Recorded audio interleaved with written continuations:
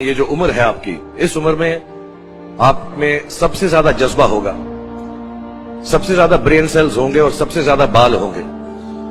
कुछ सालों बाद जज्बा भी कम हो जाएगा, बाल भी कम हो जाएंगे, ब्रेन सेल्स भी कम हो जाएंगे।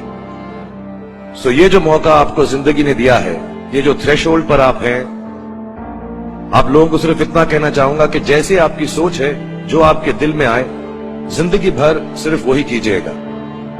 क्योंकि जब आप मेरी उम्र के होंगे या अपने माँ बाप की उम्र के होंगे, अपने टीचर्स की उम्र के होंगे, तो कहीं ना कहीं दिल में कोई ना कोई रिग्रेट रह जाती है कि मैंने वो क्यों नहीं किया।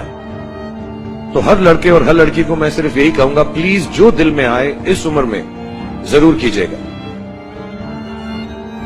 मेरे जो वालिद थे, मैंने जैसे बताया बहुत पढ़े लिखे थे, तो उन्होंने बहुत गरीब भी थे, उनको कभी कोई नौकरी नहीं मिली, हार्डली उनके पास पैसे होते थे।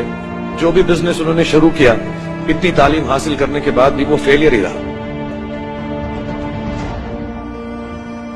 और क्योंकि उनके पास पैसे नहीं होते थे, तो मेरे हर जन्मदिन पे अपनी कोई पुरानी चीज मुझको दे दिया करते थे।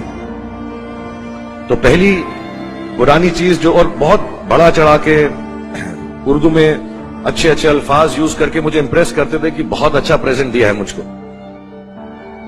पहली चीज जो उन्होंने मुझे दी थी, उन्होंने मुझे अपना शतरंज का सेट दिया था, टूटा फूटा सा।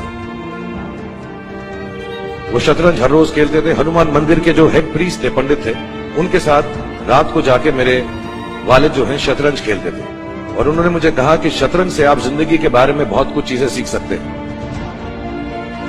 पहली ये कि कोऑपरेशन और साथ मिलजुल कर काम कैसे करना है। दूसरी ये कि जिंदगी में आगे बढ़ने के लिए कभी कभी पीछे भी हटना पड़ता है। तीसरी ये कि जो छोटे लोग होते हैं, जो आप समझते हैं, कई लोग ऐसी बात मानते हैं, जो पॉन्स होते हैं, जो प्यादे होते हैं, उनकी सबसे ज्यादा इज्जत करना जिंदगी के अंदर। कोई भी इंसान छोटा नहीं होता, हमेशा हमेशा जिंदगी में काम आता है। और कामयाबी हासिल करने के लिए आखिरी बात शतरंज ये सिखाती है हमको कि कभी कभी जिस चीज से सबसे ज्यादा लगाव होता है, जैसे रानी से अमूमन हो जाता है, कभी कभी उसे भी सैक्रिफाइस करना पड़ता है आगे बढ़ने के लिए। दूसरी चीज जो उन्होंने मुझे दी थी, वो एक टाइपराइटर दिया था। आज के जमाने में आई डोंट थिंक किसी को, बहुत सारे बच्चे होंगे यहाँ पे जिनको मालूम भी नहीं होगा टाइपराइटर कैसा लगता है। अब सब कंप्यूटर पे काम करते हैं। टाइपराइटर के ऊपर जब आदमी लिखता है और अगर गलत लिखता है तो उसको मिटाने में बहुत तकलीफ होती है।